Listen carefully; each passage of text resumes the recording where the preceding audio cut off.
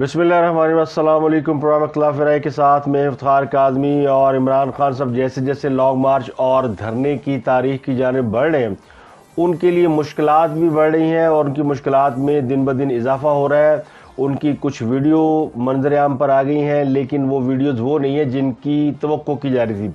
वो कौन सी वीडियोज़ हैं उन पर बात करेंगे। इसके अलावा उनके अस्करी सहूलतकार यानी वो सप्लाई लाइन जिसकी वजह से खान साहब या उनके हमायती समझते हैं कि उनको इक़्तिदार में जल्द दोबारा वापस आना नसीब होगा, उनका ऑपरेशन शुरू हो गया है, ऑपरेशन क्लीन अप शुरू हुआ है। और चेयरमैन वापडा के इस्तीफे के बाद तो लगता यूँ है कि इस बात में कोई दो राय नहीं रही कि इस पहलू पर काम का आगाज़ कर दिया गया। मैंने कल भी आपको खबर दी थी कि उनके जो हामी फ़ौजी अफसरान हैं उनके तकर्रियाँ तबादले हो सकते हैं, और अब कहने वाले कहते हैं कि दो और अहम ओहदों पर तकर्रियाँ और तब्दीलियाँ अगले 24 से 48 घंटों में मुतवक्को हैं।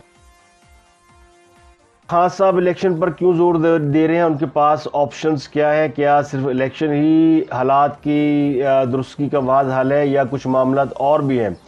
खान साहब का हर रोज़ जो है वो गुज़रता है मुखालफिन के ख़िलाफ़ तकरीरें करने में और उनके ख़िलाफ़ लोगों को तशद्दुद पर उकसाने में, और वो जिस तरफ मुल्क को ले जाने की कोशिश कर रहे हैं वो सीधे सीधे हालात खाना जंगी, अनारकी और तशद्दुद की तरफ जाते हैं, जिस पर हुकूमत के एक अहम ओहदेदार यानी वज़ीर दाखिला राना सलाउल्लाह ने कल ये वार्न किया था खान साहब को भी और उनके कुलीग है शेर रशीद, तो उन दोनों को ये वार्न किया था कि अगर आपने ये बातें बंद ना की, यानी जो आप लॉन्ग मार्च करने जा रहे हैं उसको खूनी या उसको ये कह रहे हैं कि उसके अंदर तसादम हो सकता है या ये कहा जाए कि वो बहुत ख़तरनाक हो सकता है।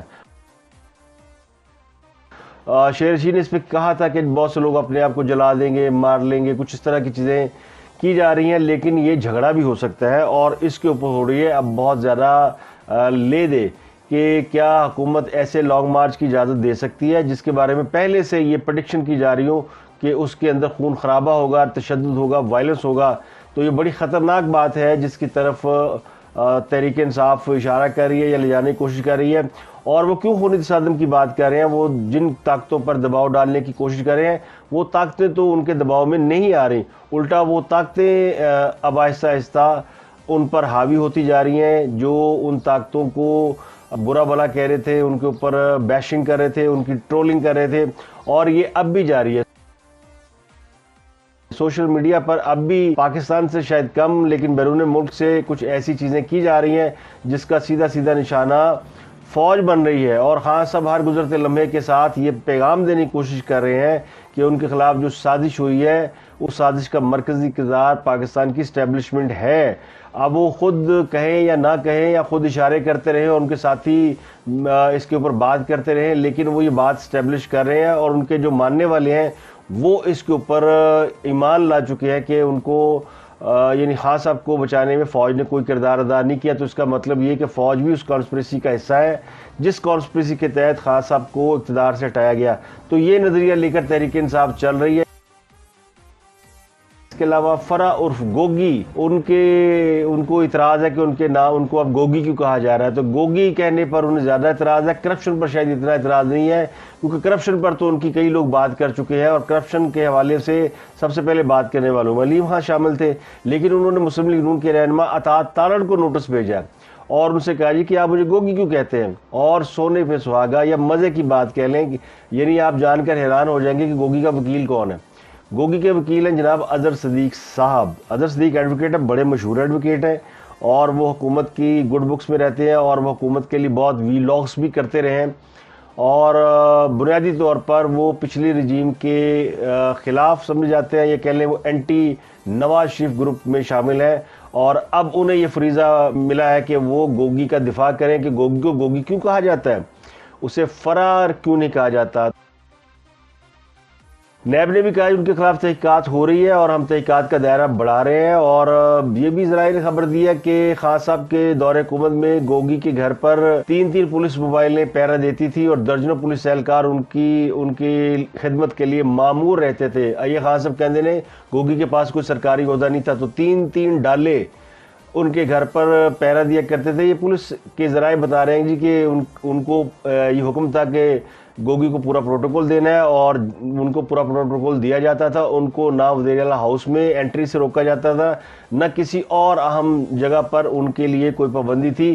وہ بلا روک ٹوک اس طرح جس طرح پاکستان کی کوئی بہت بڑی اہم شخصیت یا اہم عہدے پر فائز، آئینی عہدے پر فائز خاتون ہے، وہ اس طرح دورے کرتے تھے. اب کچھ لوگوں نے خبر دی ان کے میاں واپس آ رہے ہیں پاکستان، وہ آ کر اس کا دفاع کریں گے.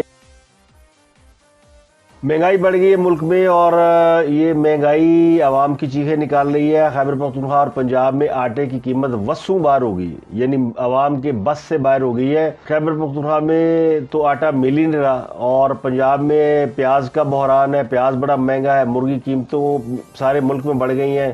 یوٹیلیٹی سٹور پہ جو سبسڈی دی ہوئی تھی وہ رمضان کی وجہ سے ختم ہو گئی ہے، تو اب چیزیں مہنگی ہو گئی ہیں، تو عوام کی چیخیں نکل رہی ہیں، اور ان چیخوں کا فائدہ اٹھا رہی ہے اپوزیشن یعنی تحریک انصاف. انہوں نے رولا ڈالنا شروع کر دیا ہے کہ جناب بینر لے آئے ہو، مہنگائی کرتے تھے تو یہ تو خود آ کے مہنگائی کر چکے ہیں. اب حکومت کا دفاع اس لیے ممکن نہیں ہے کہ یہی وہ معاملہ تھا جس پر حکومت کے لوگ خود لانگ مارچ کرتے رہے. بلاول بھٹو صاحب بھی ایک لانگ مارچ لے کے مہنگائی کے خلاف گئے تھے اسلام آباد کی طرف. تو یہ مہنگائی کے خلاف جس حکومت نے علم جہاد بلند کیا تھا، اب وہ خود اس کا نشانہ بن رہی ہے. اور وہ کہتے ہیں نا، منزل انہیں ملی جو شریک سفر نہ تھے، اور حکومت عہدے بانٹ رہی ہے ان لوگوں میں جن کا ان کی تحریک میں جدوجہد میں کہیں کوئی نام نہیں تھا. تو یہ عجیب سی بات ہے. یعنی وہ کہتے ہیں نا، نرنگی یہ سیاست دوران تو دیکھیے منزل انہیں ملی جو شریک سفر نہ تھے. تو شریک سفر جو نہیں ہے وہ جب اہم عہدوں پر تعینات ہوتے ہیں تو پھر کارکن یہ سوال کرتے ہیں کیا ان کے لیے ہم نے جدوجہد کی تھی؟ کیا نون لیگ کے لوگ یا مولانا فضل الرحمان یا پیپل پارٹی اس بات کی جدوجہد کر دی کہ شہباز شریف کو وزیر اعظم بنوا دیا جائے اور پھر وہ آ کے معاملات کو کنٹرول نہ کر سکے؟ ابھی تک ان کی جو وزراء کے ساتھ جیلنگ ہے وہ نظر نہیں آتی، اس کے باوجود کہ مسلم لیگ نون ابھی بھی پاکستان کی سب سے پاپولر جماعت ہے اور اس کا ایک ووٹ بینک ہے. لیکن حکومت کی کارکردگی اس ووٹ بینک کو متاثر کر سکتی ہے. تو ابھی سے حکومت کو ہوش کے ناخن لینے ہوں گے. وہ پشاور گئے تھے شہباز شریف صاحب، انہوں نے کہا کہ میں اپنے کپڑے بیچ کے لوگوں کو آٹا سستا کر دوں گا. تو اس قسم کی جو باتیں ہیں، اس قسم کی جو ڈرامے بازیاں ہیں وہ انہیں نہیں کرنی چاہیے. شہباز شریف ایک ذمہ دار قسم کے پولیٹیشین ہیں. انہوں نے جس محنت اور مشقت سے پنجاب میں نام بنایا ہے تو ان کو بحیثیت وزیر اعظم نام بنانا ہے. انہیں بھی ایک اچھی ٹیم کی ضرورت ہے. پنجاب میں انہوں نے بیوروکریسی کو ساتھ ملا کر کام کیا تھا، پنجاب میں بھی انہوں نے وزراء کو ساتھ ملا کر کبھی بھی حکومت نہیں چلائی، اور یہی طریقہ کار، یہی اب ان کا جو طریقہ کار ہے وہ فیڈرل گورنمنٹ کے اندر ہے. تو ان کے لیے مشکل پیدا ہو سکتی ہے. ان کو ایک ٹیم بنا کے، کیبنٹ بنا کے، اور سب کو ذمہ داریاں دے کے ان پہ ذمہ داریوں کا بوجھ ڈال کر ان سے ان کا حساب لینا ہوگا. یہ ہوتی ہے وزارت عظمیٰ. وزارت عظمیٰ اور وزارت اعلیٰ میں فرق ہوتا ہے. وزارت اعلیٰ میں آپ کو خود کسی کو جواب دینا ہوتا ہے، اور وزارت عظمیٰ میں آپ کو صرف عوام کو جواب دینا ہوتا ہے. تو وزراء کی ڈیوٹیاں لگا کر ان سے کام لیا جاتا ہے اور ان سے جواب طلبی کی جاتی ہے. ادھر دورہ کریں، کبھی ادھر دورہ کریں، کبھی بادشاہ ڈیم جا رہے. تو عوام کی جو ضروریات ہیں وہ بڑی سیدھی سیدھی ہیں. ان کا سب سے پہلے کچن ہے، آٹا، دال، گھی اور یہ ساری چیزیں، پھر پیٹرول، ٹریولنگ کے لیے گوشت بھی آ جاتا ہے اس میں، کھانے پینے کی چیزیں. تو یہ سب چیزیں جو ہے نا، اس میں کوئی شک نہیں کہ یہ عید کے بعد مہنگی بھی ہوئی ہے. ویسے تو رمضان المبارک کے شروع میں بھی تھی، اور مہنگائی رمضان میں ہمیشہ بڑھ جاتی ہے. لیکن اس مہنگائی پر قابو پایا جا سکتا ہے، اور اس کے لیے ضرورت ہے کہ ٹیمیں بنا کر. اور یہ جو پنجاب کے وزیر اعلیٰ صاحب ہیں وہ اب واپس آ گئے ہیں، حمزہ شہباز، تو ان سے بھی لوگوں کو بڑی توقع ہے کہ وہ بھی یہاں پہ پنجاب کے اندر اپنی ٹیم بنائے، کیبنٹ بنائے فوری طور پہ، اور اس کے اوپر یہ جو عہدے دے کے جو ہینگ اوور ہے ختم کر دیں. شہباز شریف یہ کام تو اچھا کر رہے ہیں کہ وہ نظر آتے ہیں کہ وہ بھاگ دوڑ کر رہے ہیں، اور باقیوں کو بھی جو جن کو حکومت ملی ہے اتنی جدوجہد کے بعد، تو انہیں بھی کام کر کے دکھانا چاہیے. تو یہ ایک وہ پوائنٹ ہے. یہ اس کا تعلق کسی پارٹی سے، کسی نظریے سے نہیں ہے. یہ کسی کو اچھا لگے یا برا لگے، خود نون لیگ کے لوگوں کی خواہش یہ ہوگی کہ ان کی پارٹی ڈلیور کر کے جائے. کیونکہ خان صاحب پہ اعتراض کیا تھا، وہ ڈلیور نہیں کر سکے، گورننس نہیں ٹھیک چلا کر سکے. اور مسلم لیگ نون کا تو ٹریڈ مارک یہ ہے کہ ان کے اوپر ہزاروں الزام ہوں گے، لیکن ان کے اوپر یہ الزام نہیں ہے کہ یہ کام نہیں کرتے یا ان کی گورننس ٹھیک نہیں ہوتی. تو یہ سارے کام وہ کرتے ہیں. بلیغ الرحمان صاحب پنجاب کے گورنر ہوں گے، کیونکہ ان کی چھٹی ہونے والی ہے، ان کا کاؤنٹ ڈاؤن شروع ہے. پنجاب کے جو گورنر ہیں عمر چیمہ صاحب کا آخری ہفتہ شروع ہو گیا ہے، اور اگلے ہفتے ان کی فلم اتر جانی ہے. اس کے بعد پنجاب کا نیا گورنر چاہیے. پارٹی مخدوم احمد کو بنانا چاہتی تھی پنجاب کا گورنر، لیکن پھر انہوں نے کہا جی وزارتیں ٹھیک ہے، گورنر بن کر کیا کریں گے، گورنر تو گورنر اس میں بیٹھا رہے گا، تو وزارتیں ملنے سے وہ کچھ منورنگ کر سکیں گے، کچھ لوگوں کا کام کرا سکیں گے اور اپنا پنجاب کے اندر پاؤں جما سکیں گے۔ تو سب سے پہلے بات کرتے ہیں فوج کے اندر کیا چل رہا ہے اور کیا کچھ ہو رہا ہے، اور فوج سے لوگوں کو کیا توقعات ہیں اور فوج کس طرف جا رہی ہے، ان کے حوالے سے کیا باتیں سامنے آ رہی ہیں۔ کہنے والے کہتے ہیں کیسا عجیب دستور ہے، کل تک جو لوگ آرمی کے حمایتی تھے وہ آج مخالفت میں باتیں کر رہے ہیں، ان کے اوپر تنقید کر رہے ہیں، اور کل تک جو لوگ فوج پہ تنقید کر رہے تھے آج وہ آرمی کو دفاع کرنے پہ مجبور ہیں کیونکہ اگر وہ دفاع نہیں کریں گے تو پھر تو بڑی مشکل ہو جائے گی۔ اور یہ انتہائی مشکل فیصلہ ہے، اس بات کا فوج کو بھی احساس ہے کہ وہ انہوں نے کتنا مشکل ٹاسک لے لیا ہے، اور یہ مشکل فیصلہ ہے نا، ہمیشہ مشکل فیصلے آپ کو بڑا کرتے ہیں۔ تو اگر فوج کی جو کھوئی ہوئی ساکھ ہے اس کو بحال کرنا ہے اور اس کو پروفیشنلزم میں واپس لے کے آنا ہے، اور یہ جو ان کی پولیٹیکل افیلیشن ہے جس کی بنیاد پر لوگوں کی ترقیاں بھی ہوتی رہی ہیں، تبادلے بھی ہوتے رہے ہیں، تو یہ فوج کے اندر کبھی نہیں ہوا تھا۔ اس کو روکنے کے لیے اب فوج نے وہ ساری چیزیں ریورس کر دی ہیں۔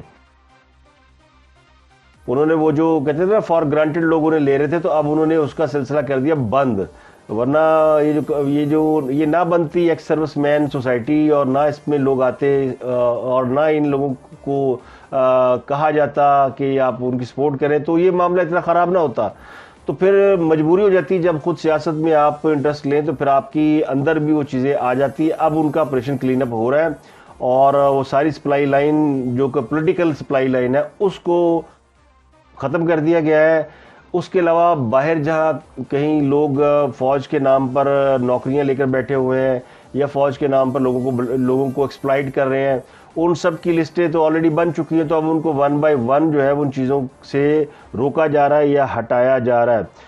اب جنرل مزمل کے استعفے اور خان صاحب کافی افسردہ ہیں، اور انہوں نے گروپ بنا کے، یعنی یہ فوج کے خلف کی یعنی اس کے خلاف ہے، فوج کا یہ کام بالکل نہیں ہے، نہ لوگوں کا کہ وہ فوج کے اندر کم از کم ادارے کے اندر آپ سویلین ہو گئے تو ٹھیک ہے، آپ کسی پارٹی کو جوائن کر لیں، آپ اوپنلی جوائن کر لیں، اور اگر آپ کے پاس بڑا عہدہ ہے تو آپ کھل کر بتا سکتے ہیں کہ جی میں فلاں کے ساتھ ہوں اور فلاں نے میں ان کو سپورٹ کرتا ہوں، تو بات سمجھ میں آتی ہے۔ لیکن اس کو موجودہ رجیم کے ساتھ، یعنی موجودہ ملٹری رجیم کی آڑ لے کر اس کو ایکسپلائٹ کرنا، یعنی ان کے نام پر دھندے کرنا، یہ ناقابل معافی ہے، اور اسی وجہ سے یہ سب کچھ ہوا ہے۔ یہ فوج کو تقسیم کرنے کی کوشش تھی جسے میں سمجھتا ہوں جنرل باجوہ نے بڑی ذہانت سے ناکام بنایا ہے، اور اس میں جنرل ندیم انجم کا بھی بہت بڑا ہاتھ ہے۔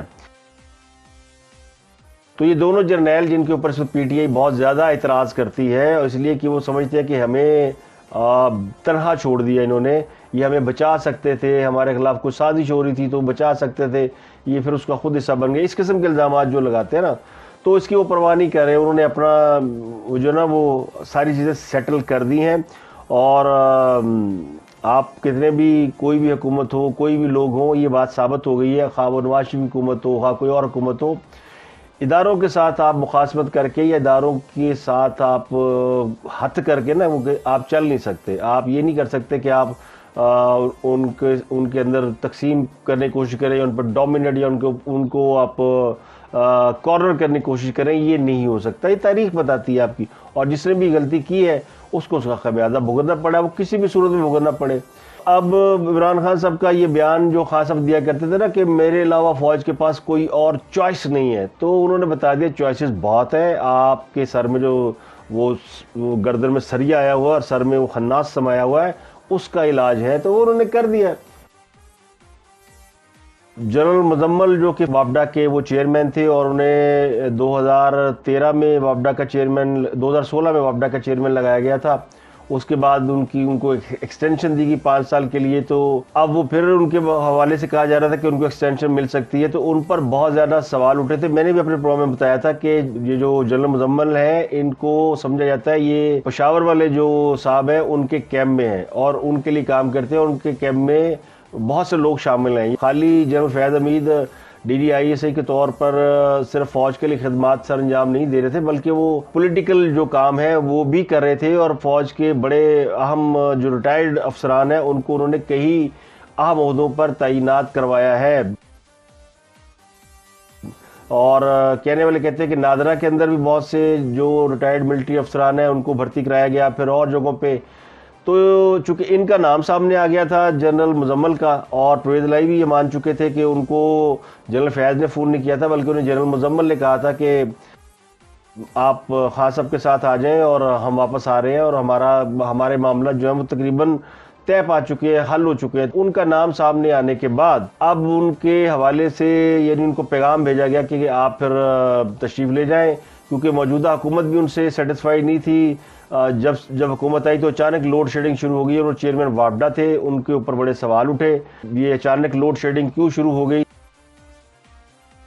تو لوڈ شیڈنگ پر تو قابو پا لیا گیا، اور اس کے بعد پھر جنرل صاحب پر بھی قابو پا لیا گیا۔ تو اب وہ ریزائن ان کو دینا پڑا، کیونکہ ان کو پیغام آ گیا اوپر سے، اور وہاں سے جو پیغام آتا ہے تو اس کے بعد پھر ان کا رہنا نہیں بنتا۔ اس کے بارے میں بہت سے لوگ آپ کو بہت سی باتیں بتا چکے ہیں، تو یہ بات کوئی ڈھکی چھپی نہیں ہے کہ وہ اسی طرح جس طرح کسی ڈیپ اسٹیٹ کے بارے میں لوگوں کی پرسیپشن ہوتی ہے کہ پیچھے بیٹھ کر کام کیا جاتا ہے، اسی طرح خان صاحب کی حکومت میں جو لوگ پیچھے بیٹھ کر کام کر رہے تھے ان میں سے وہ ایک تھے، اور وہ بہت سے لوگوں کے ساتھ رابطوں میں تھے، اور انہوں نے ایم کیو ایم کو بھی ٹچ کیا اور بھی لوگوں کو کیا، لیکن صرف چودھری پرویز الہی ان کے قابو آئے اور وہ پلٹ کے چلے گئے۔ ویسے تو اچھی بات ہے، چودھری پرویز الہی ان کے کہنے پر خان صاحب کے ساتھ چلے گئے۔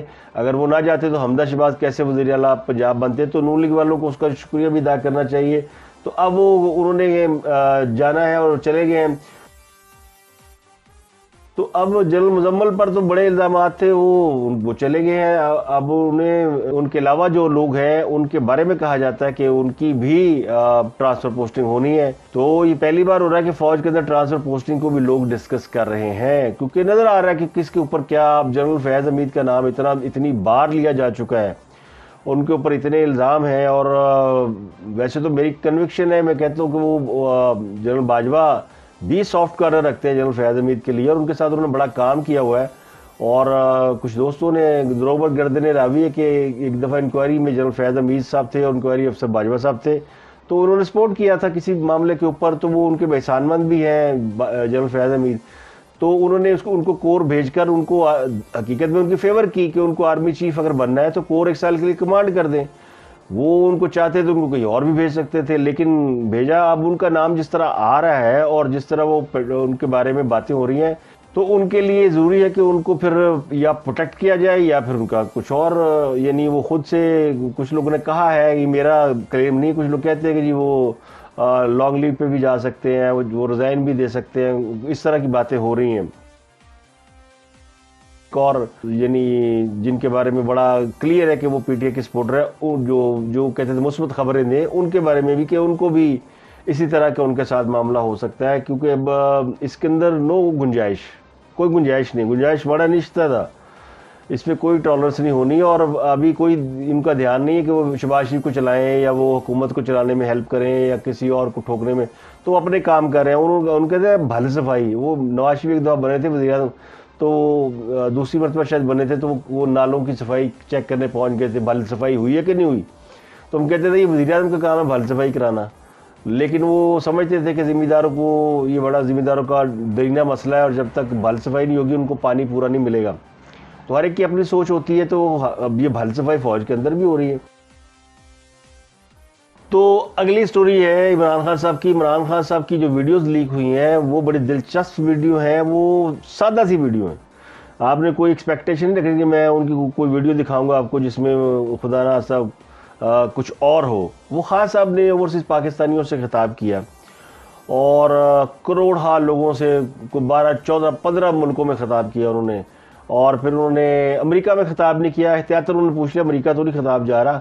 پھر انہوں نے بیرون ملک پاکستانی ان کو پیغام دیا کہ وہ امریکہ کے خلاف نہیں ہے، یہ مت سمجھنا کہ امریکہ کے خلاف ہم چل پڑے تو اسی امریکی پرچم ساڑھن لاکھ ہوتے اور پھر ادھر سے آپ کو ٹھڈے مار کے نکال دیا جائے، تو یہ غلطی نہیں کرنی۔ اوورسیز پاکستانی کو انہوں نے کیونکہ وہ اوورسیز پاکستانی اگر وہاں سے نکالے جائیں گے تو خاص صاحب کو دے دیں گے 9 کروڑ گالیاں، وہ ہے تو جذباتی نا۔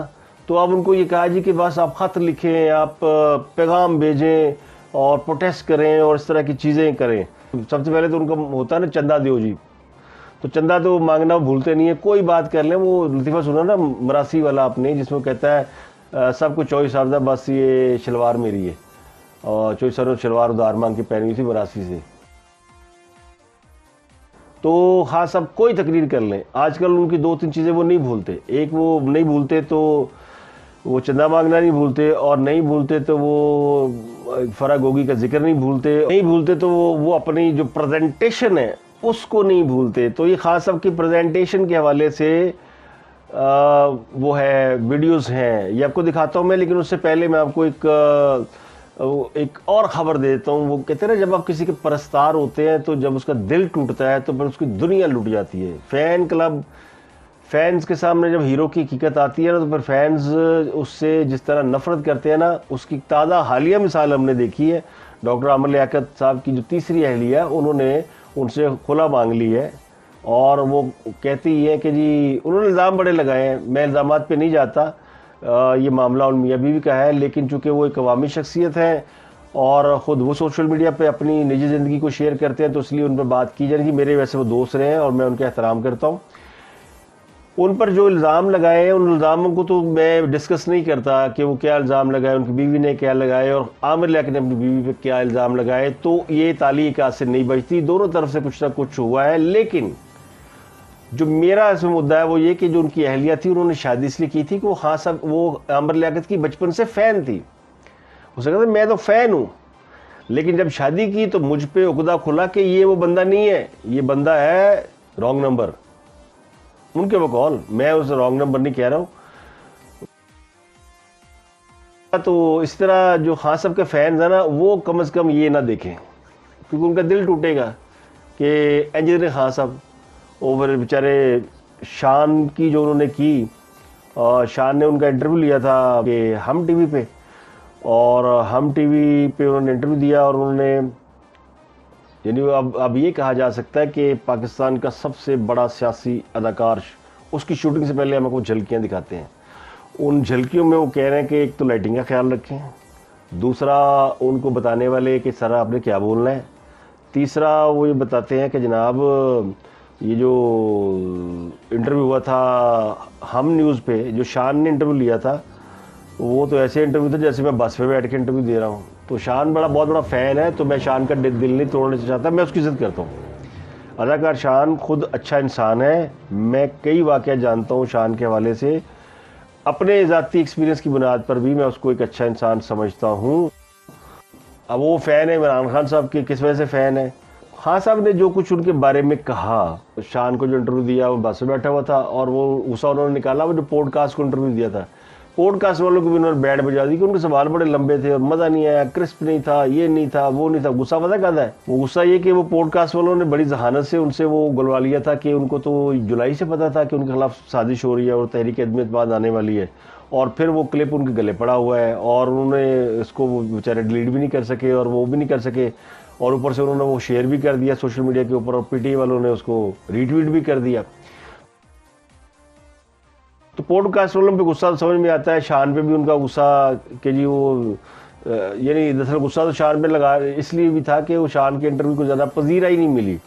تو خان صاحب کا پہلا کلپ یہ ہے کہ لائٹنگ، آپ لائٹنگ نہیں جانتے، بلکہ آپ دیکھ ہی لیں خان صاحب نے کیا کیا ہدایت دی.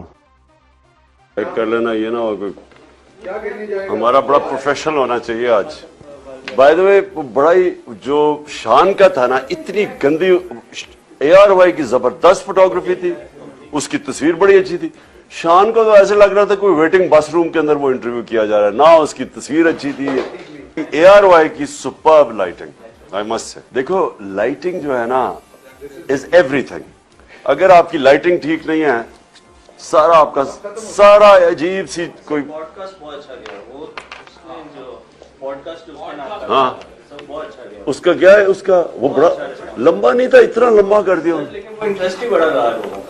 اچھا کوئی نہیں دیکھتا، لیکن وہ جس طرح وہ گیا ہے نا تو بڑا اچھا. صرف ایک چیز تھی، ان کے کوشچن وہ بڑے وہ تقریر ہی کر رہے تھے کوشچن میں، وہ ڈسکشن میں چلے گئے تھے. وہ ہونا چاہیے تھا کرسپ کوشچن، تاکہ وہ ٹائم چھوٹے میں زیادہ مٹیریل چلا جاتا. اچھا سو شروع کدھر سے کرنا ہے مجھے تو ابھی شروع آپ یہ کریں کہ آج میں آپ سے اوورسیز پاکستانی بہت بڑی کامیابی تھی ہماری، اس میں جو لیفٹ فگر تھی جو اوور آل باقی کے اوورسیز सो कितनी देर बोलना है मैंने? 20 मिनट 20 मिनट 20 मिनट बहुत होता है।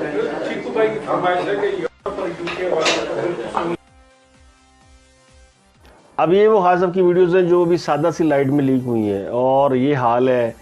सोचे ज़रा वो हो जाए वो जो पीली पति राजा जानी गुरु 300 यानी कम लाइट वाली, लो लाइट और इस तरह की चीज़ें बता दिया अगलों ने, किसी ताड़े पीछे गए हैं।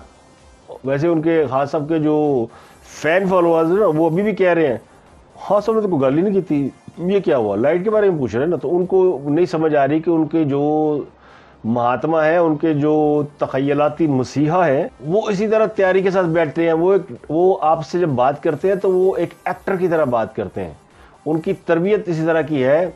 और कैमरे में भी जब बैठते हैं ना तो वो पूरी तैयारी के साथ बैठते हैं कि वो अच्छे लगें, लाइट अच्छी हो, प्रेजेंटेशन बड़ी अच्छी हो, तभी तो आप कंपेयर करते हैं कि कितना हैंडसम है।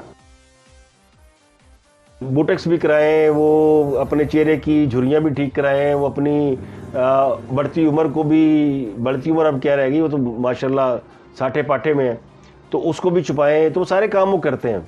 उनकी प्रेजेंटेशन बड़ी कमाल है, और हम चूँकि टीवी के लोग हैं तो हमें पता है प्रेजेंटेशन क्या चीज़ होती है। तो प्रेजेंटेशन उन्होंने बड़ी कमाल रखी हुई है, और फिर डायलॉग डिलीवरी भी कमाल है। सिर्फ हुकूमत नहीं चलानी है, बाकी तो सब ठीक है। तो कहने वाले कहते हैं कि ये वो प्राइम मिनिस्टर है जिसने 3.4 साल हुकूमत की, और ये इस तरह यानी इस तरह अदाकार भी किसी को डिक्टेट नहीं करते कि लाइट सही नहीं थी, इंजनी थी, इंजनी, वो भी जाके बैठ जाते हैं। प्रोफेशनल लोग काम कर रहे होते हैं, उनको आप डिक्टेशन नहीं देते कि ताड़ा कैमरा सही नहीं, ताड़ी है सही नहीं, ताड़ी हो सही नहीं। तो हाँ सब यानी अब वो ये भी पूछ रहे हैं कि शुरू कहाँ से करना है, यानी रेंडमली आके बैठ गए हैं, कोई प्लान भी नहीं है, बस चंदा मंगना अखीर थे। 20 मिनट की स्पीच है, 19 मिनट तो बता दो क्या करना है, बाकी तो मुझे पता है मैंने क्या करना है। मैंने कहना है चंदा मांगो, एहतजाज करो, चोर चोर कहो। तो हाँ सबका तीसरा जो वो है वो चोर चोर वाला सिलसिला।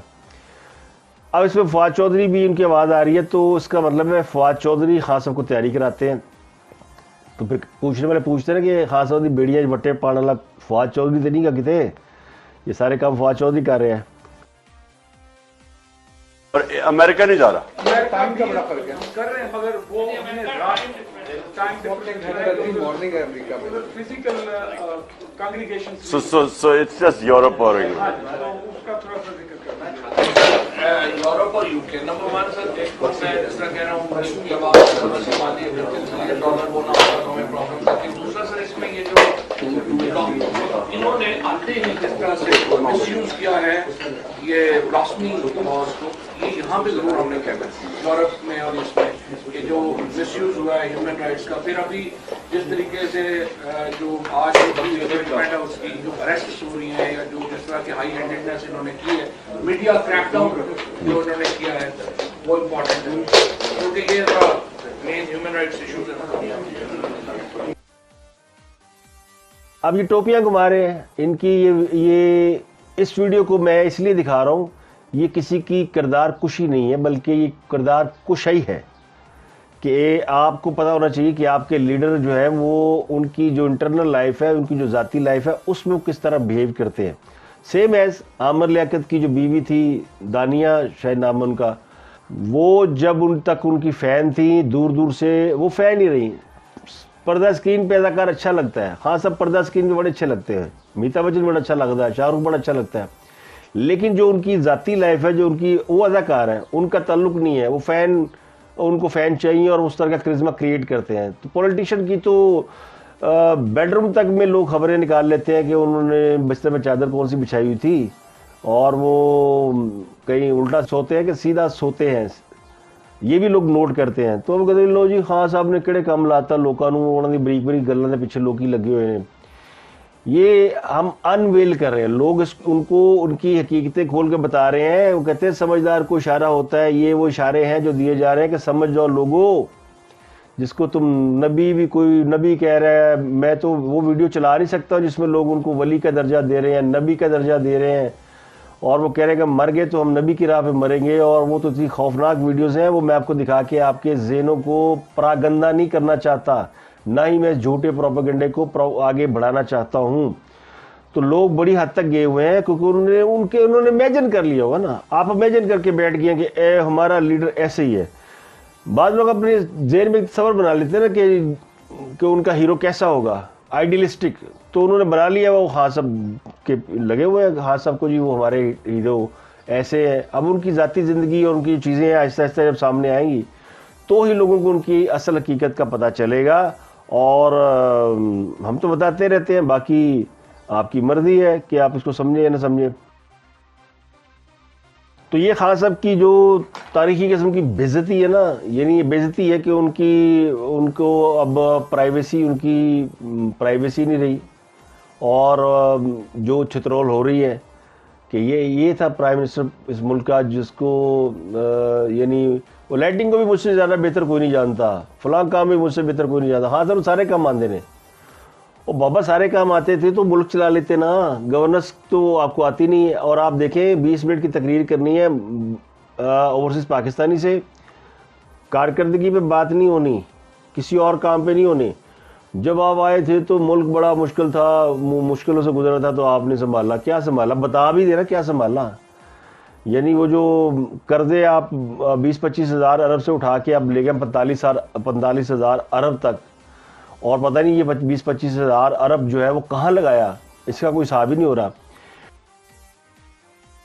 یہ میں نے آپ کو کل بتایا تھا کہ وہ خان صاحب کو کم از کم اب وہ اسٹیبلشمنٹ کے خلاف نہیں بولیں گے. وہ اشارے کرتے رہے کہ اپنے لوگوں کو چونٹیاں کاٹتے رہے کہ تم بولو, کیونکہ وہ سیز فائر ان کو بتا دیا گیا کہ ہم کہاں تک پہنچ سکتے ہیں, تمہاری ویڈیو کہاں جائیں گی اور کیسے ریلیز ہو سکتی ہیں, اور ہماری ایکسیس کہاں تک ہے, کہ جو پرائیویٹ کیمرے آپ کی ریکارڈنگ کے لیے آتے ہیں وہ بھی بگڈ ہیں, یا پھر کسی نے لیک کی تھی.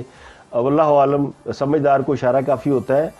تو مجھے تو ڈر لگ رہا ہے کہ اگر خان صاحب کی بہت سی چیزیں لوگوں کے پاس موجود ہیں اور وہ اگر کھل گئیں تو پھر جو فینس کا حال ہونا ہے, یہ تو عامر لیاقت کی بیوی نے تو شوہر پر عدم اعتماد کرتے ہوئے ان سے خلا لے لی. یہ جو فینز ہیں یہ بیچارے کیا کریں گے, وہ جو خونی تصادم اسلام آباد جا کے انہوں نے کرنا ہے, مجھے ڈر ہے کہ اس سے پہلے کولیپس نہ ہو جائے اور لوگ اپنے گریبان پھاڑ کے سڑکوں پہ چلاتے نہ پھریں کہ ایسا ڈر نہ کی ہو گیا. تو آج کے لیے اتنا ہی. اپنا گردنوا کے لوگوں کا بہت خیال رکھیے.